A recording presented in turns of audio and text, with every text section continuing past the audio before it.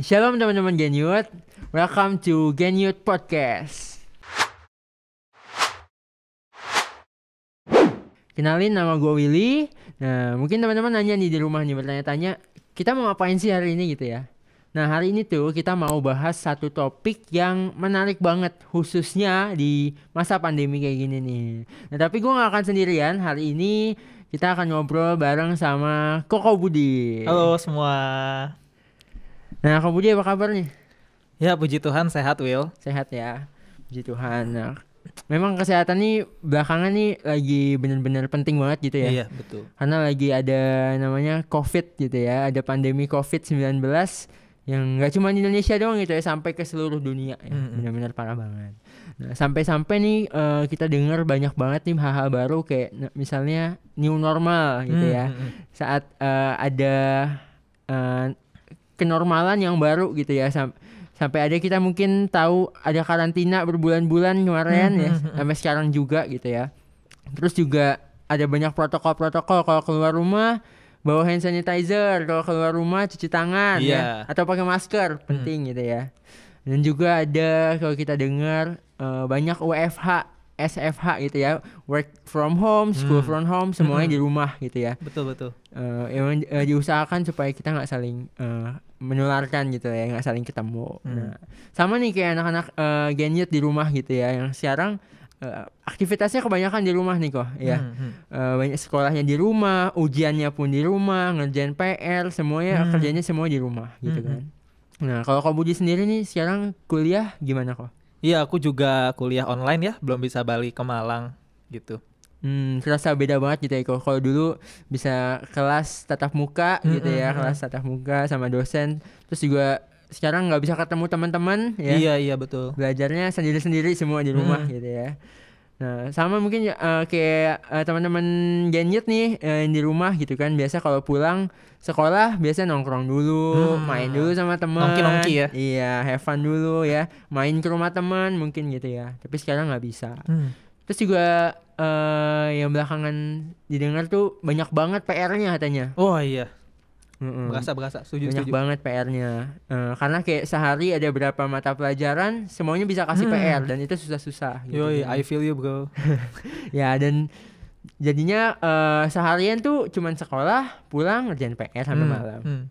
Tidur, udah besoknya sekolah lagi gitu terus gitu kan. Bikin lama-lama udah di rumah terus, nggak ketemu teman, banyak PR. Jadi stres sendiri ya, suntuk. Pengen meledak kalau bisa meledak gitu ya. Iya, jadi suntuk banget. Makanya mungkin setiap ada waktu senggang tuh biasa anak-anak Genyut nih biasa pasti refreshing kok, nyari game buat refreshing gitu. Hiburan kan gitu ya. Hiburan untuk di waktu senggang. Nah kok ada pertanyaan nih misalnya, kalau lagi suntuk nih, beneran kan lagi banyak PR dan segala macam gitu ya, lagi stres. Terus ada waktu senggang, kita mau refreshing gitu, boleh gak sih kok? Iya. Boleh Will. Jadi kalau di dalam kehidupan kita gitu ya, kita punya kayak stress meter lah gitu, atau kayak tension ya, tegangan antara kita malas-malesan sama kita stres gitu. Nah yang paling bagus itu kalau dia di tengah-tengah. Jadi kalau misalnya dia ekstrim di yang malas-males, itu nyantai mulu, hiburan doang gitu ya, nggak produktif lah mungkin bahasanya. Tapi kalau stres, ekstrim di level stres, ya kita tertekan gitu, nggak bisa, pusing kerjaannya gitu. Jadi refreshing itu tuh menolong kita untuk bisa lebih seimbang. Oh, di meteran stress level itu ya? Iya, stress levelnya bisa di tengah gitu. Oh ya. Nah kalau banyak remaja nih, banyak kan nih kalau refreshing tuh seringnya main game kok. Iya main game ya. Sama mungkin ya, kita juga main game gitu ya, sama. Nah kalau main game nih kok, sebenarnya boleh gak sih kok main game gitu? Iya. Banyak orang takut gitu ya, kayaknya game itu dosa atau enggak ya gitu ya, pertanyaannya gitu. Kalau gue pikir enggak sih, main game itu enggak dosa gitu ya, enggak sepenuhnya salah, tetapi kita mesti waspada. Dua hal lah. Yang pertama tuh kita mesti bertanya dan waspada, apakah kita nih addiction gitu sama game ini. Addiction tuh dilihatnya dari mana? Nah ketika kita tuh bisa kasih waktu, tenaga, pikiran kita tuh fokusnya ke sana gitu. Ya misalnya contohnya, ini tiap orang bisa beda nih ya, tapi misalnya satu orang main game gitu ya bisa sampai 8 jam gitu ya seharian kayak jam tidur gitu ya. 8 jam gitu. Dia bisa sepertiga harinya kerjanya main game gitu. Dan mungkin bahkan dia korbanin waktu tidurnya demi main game. Nah itu kita mesti bertanya-tanya tuh. Wah ini udah addiction atau belum? Ketergantungan ya. Iya, udah canduan atau belum? Nah yang kedua Will, yang mesti kita pikirkan juga adalah sebenarnya waktu kita investasi waktu, tenaga, resource kita ke game itu sebenarnya kita sedang invest sesuatu yang tidak berdampak besar gitu loh. Like misalnya kayak abis lu main gitu ya, gue kan juga gamers gitu ya. Misalnya gue main game RPG tamat gitu ya, wah kayaknya seneng gitu ya. Tapi abis tamat apa gitu, what next gitu kan. Sama misalnya kalau kita main Mobile Legend gitu ya atau Free Fire, ngalahin musuh gitu ya, main setengah jam, paling killnya paling banyak gitu ya, prestasinya paling tinggi, udah gitu, mungkin dipuji-puji, wah GG hebat gitu, ya chicken dinner misalnya, PUBG, habis itu udah, habis main udah gitu. Jadi kita investasi waktu abis-abisan buat latihan itu untuk sesuatu yang berakhir sebegitu cepat gitu, kepuasannya hilang. Gitu sih Bel. Itu yang harus dihindarin pokoknya ya. Tadi pertama ada jangan sampai ketergantungan gitu ya, terlalu fokus, jadi itu yang utama gitu ya. Itu mengganggu yang lain. Terus juga tadi jangan investasi waktu yang sesuatu yang cepat banget hilangnya tadi ya kalau game itu ya. Nah kalau dari itu kan hal negatifnya nih kok ya. Kalau menurut lu dari positifnya gitu kok, dari game tuh ada gak sih kok? Iya ada Will gitu ada ya. Gue gamers juga gitu. Jadi pembelaan. Enggak.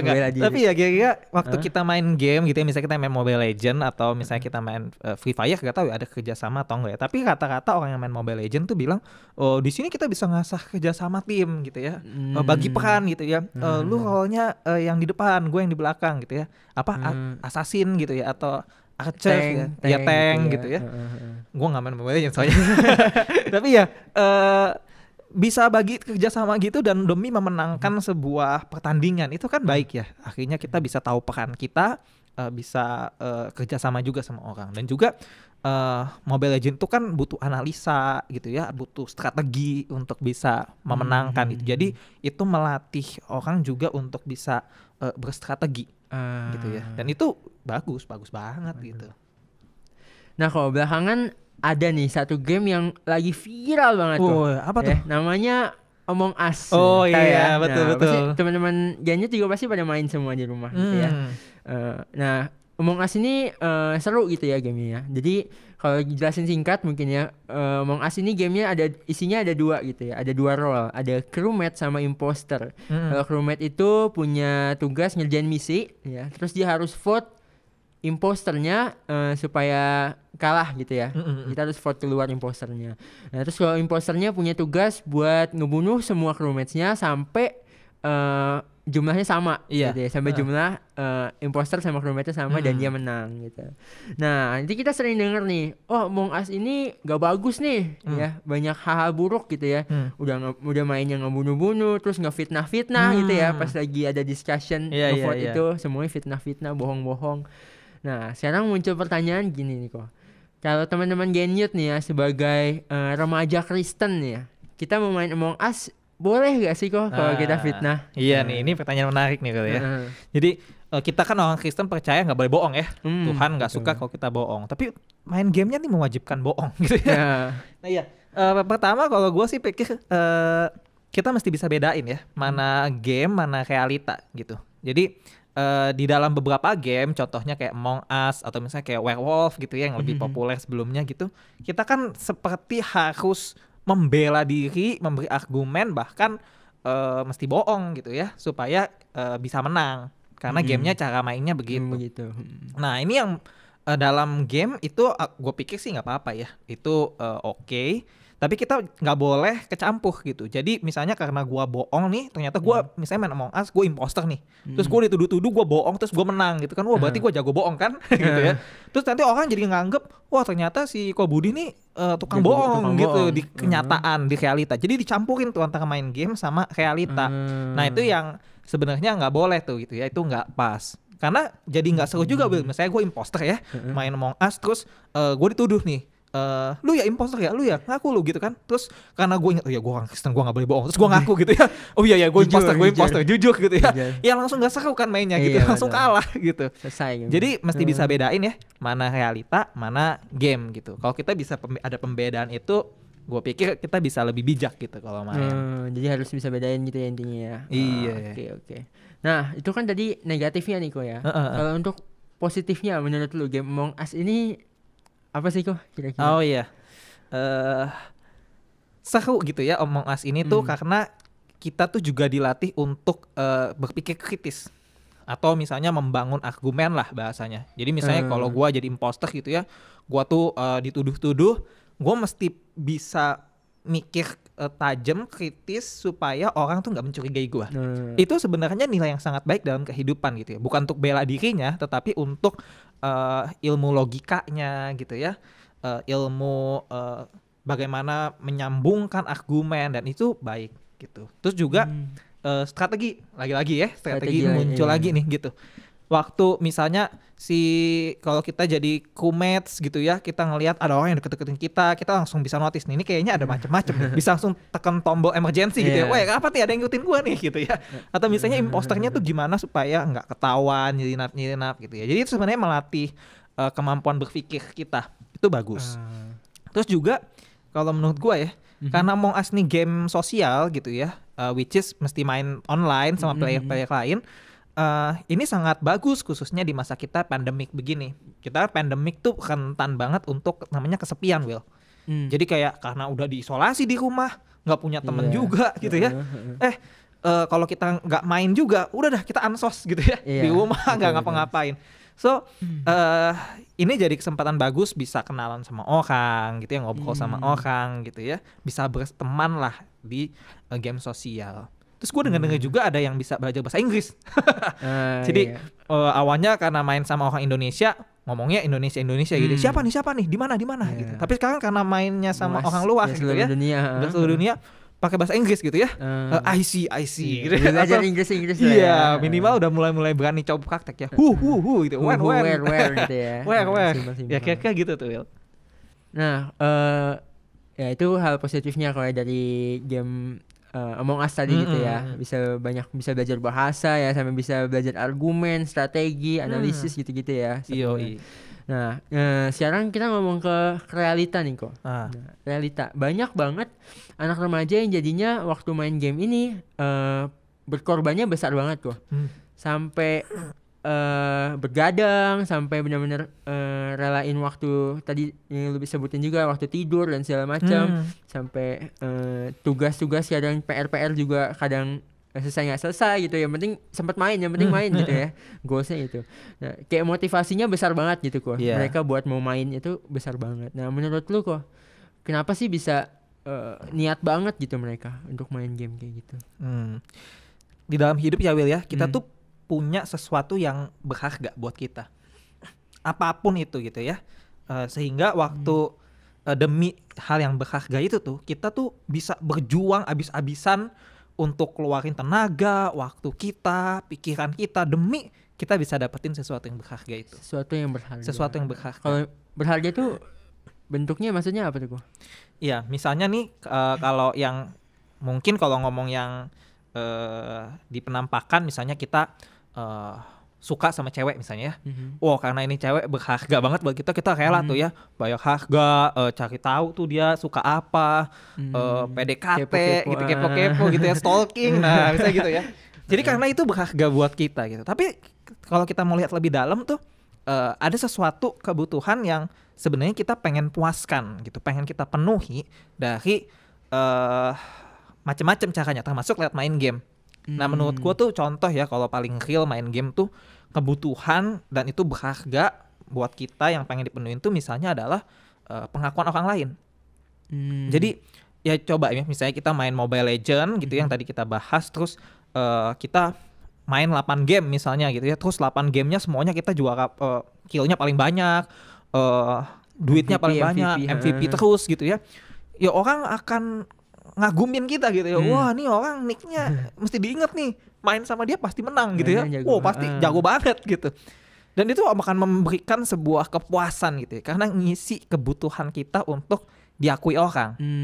Nah itu tuh lobang gitu ya, kebutuhan yang kita punya dan mesti diisi. Atau misalnya yang gue lihat contoh lain tuh kebutuhan atau sesuatu yang berharga itu tuh contohnya adalah penerimaan orang. Jadi ini macam-macam ya penyebabnya, tapi mungkin aja misalnya di dunia realita tuh kita bukan orang yang bisa diterima banyak orang gitu ya. Mungkin kita jadi bahan bulian orang. Tapi ketika main game kita jago banget gitu ya. Sehingga lewat game itu orang bakal terima kita gitu ya. Siapapun mau main sama kita. Be at friend gitu ya kalau bahasanya ya. Jadi kita punya banyak teman karena kita bisa invest waktu main game jago. Dan orang tuh suka sama kita. Nah ternyata tuh sebenarnya kita lagi berusaha ngisi penerimaan, keinginan untuk diterima sama orang gitu Will. Berarti kalau tadi dibilang itu kita main game tuh sebenarnya kita mengisi gitu kan, mengisi untuk diterima gitu. Kita sebagai manusia pengen diterima gitu ya. Berarti itu bukan sesuatu yang salah dong kok. Kalau menurut gua salah Will. Maksudnya gini, keinginan untuk diterima sama untuk diakui itu nggak salah. Itu kebutuhan kita. Tapi ketika kita mencarinya dari game, nah itu yang menurut gua udah salah. Kenapa? Karena kita nyari di tempat yang salah. Kenapa gue bilang salah? Karena itu game maupun pengakuan orang lain yang kita cari atau penerimaan mereka itu tuh nggak akan memuaskan kita seutuhnya. Itu cuma akan memuaskan sedikit sebentar, habis itu hilang gitu, bentaran gitu ya, bertahannya.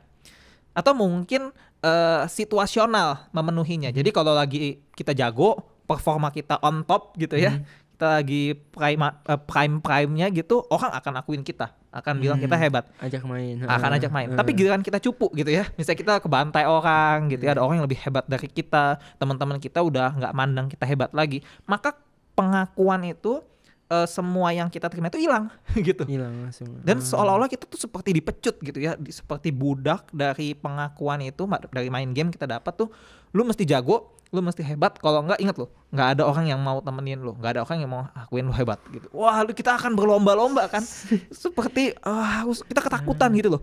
Ih, kalau gua nggak jago, orang nggak suka sama gua nih. Aduh, terus gua gimana? Nah itu kan mengerikan ya, serem banget gitu. Banget, ya. Karena kita diperbudak oleh hal yang kita pikir bisa memuaskan kita. Gitu. Oh, jadi ternyata game itu bukan tempat yang tepat gitu ya kalau buat kita mengisi kebutuhan itu gitu ya. Nah, jadi kalau menurut lu kalau bukan game gitu kok, di mana sih kita bisa mengisi kebutuhan kita tadi itu, penerimaan, penghargaan itu dari mana sih kok? Iya.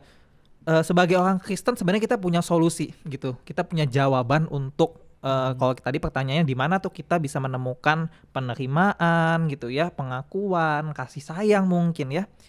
Ya Alkitab mengajarkan pada kita bahwa jawabannya adalah Yesus Kristus gitu, Tuhan kita. Kok bisa gitu ya? Karena begini, waktu kita bilang kita pengen diterima, kita tuh waktu berusaha dari main game kita pengen diterima ketika kita baru bisa diterima ketika kita jago gitu. Tapi waktu Yesus Kristus mengasihi kita, Allah mengasihi kita, itu justru di kondisi kita lagi paling jelek-jeleknya. Roma 58 tuh bilang bahwa kita tuh dikasih Tuhan waktu kita masih berdosa gitu. Jadi waktu jahat-jahatnya justru Tuhan sayang sama kita. Sehingga kita gak perlu buktiin apapun untuk bisa disayang sama Tuhan. Tuhan sayang sama kita unconditionally gitu loh. Gak mesti tunggu jago dulu, lu hebat dulu, lu suci dulu, enggak. Tuhan udah mati buat lu, bahkan ketika lu masih berdosa. Terus kalau ngomong pengakuan gitu ya, kita gak perlu cari pengakuan lagi. Kenapa? Karena kita sekarang jadi anak Allah. Kita adalah anak dari pencipta, pemilik alam semesta gitu ya. Dan itu kita gak perlu lakuin apa-apa loh gitu. Kita udah punya status itu. Sehingga kalau ditanya lu siapa gitu ya, identitas lu siapa? Gua anak Allah gitu ya. Gue pewaris gitu ya, pewaris kerajaan surga, pemilik dunia ini. Status apalagi yang lebih hebat dari itu gitu ya. Betul. Gak ada gitu ya. Ada. Jadi kita gak perlu cari pengakuan lagi karena Kristus udah kasih itu semua. Sehingga ada datang gitu sama Tuhan gitu ya. Tuhan menanti kita untuk nggak puasin cari-cari pengakuan itu, kebutuhan itu tuh dari hal-hal yang sementara di dunia ini, termasuk game. Tapi Tuhan mau kita datang sama Dia, menikmati kasih, menikmati cinta Tuhan, Bentuknya macam-macam ya, lewat kita baca Alkitab, lewat kita berdoa, lewat kita datang ibadah, lewat kita bersekutu sama teman-teman kita, supaya kita bisa makin menikmati kasih Tuhan. Gitu ya. Jadi kurang lebih untuk memuaskan hal-hal tadi yang kita kebutuhan kita tadi itu intinya cuma untuk terima aja gitu kan dari Tuhan gitu. Tuhan betul. Udah kasih secara cuma-cuma gitu ya. Wow. Nah udah gak berasa nih kok ya, kita udah ngobrol mungkin hampir setengah jam kan? Iya, udah hampir setengah jam ya. Nah mungkin untuk menutup podcast kita hari ini gitu ya, bisa mungkin Ko Budi kasih kita kesimpulan dan closing statement gitu ya buat teman-teman Ganyet di rumah. Oke.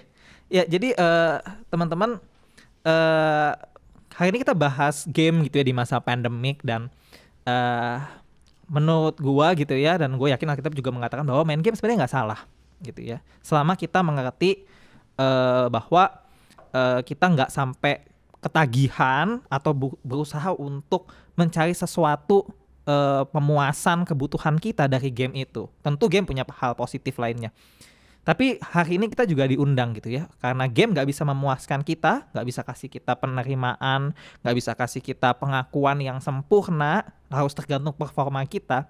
Hari ini Tuhan mengajak kita untuk kembali kepada Kristus yang sudah memberikan segala-galanya, bahkan nyawanya buat kita, untuk nunjukin apa sih? Bahwa Tuhan sayang loh sama kita. Tuhan tuh mengasihi kita tanpa syarat. So kita gak perlu cari pengakuan, gak perlu cari penerimaan, karena kita sudah diterima dan dikasihi dan diakui di dalam Kristus. Nah, kira-kira begitu ya kesimpulannya. Wah, luar biasa banget. Thank you banget Ko Budi udah sharing-sharing di podcast kita hari ini. Will. Ya semoga bisa jadi berkat buat teman-teman yang nonton, yang dengerin gitu ya. Nah buat teman-teman yang mungkin punya topik yang mau dibahas gitu, buat kita bahas di episode selanjutnya gitu ya, bisa komen di bawah gitu, atau mungkin bisa chat juga di grup lain kita Genesaret Youth. Nah sekian aja podcast kita hari ini. Happy Sunday and Sunday semua. God bless. God bless you.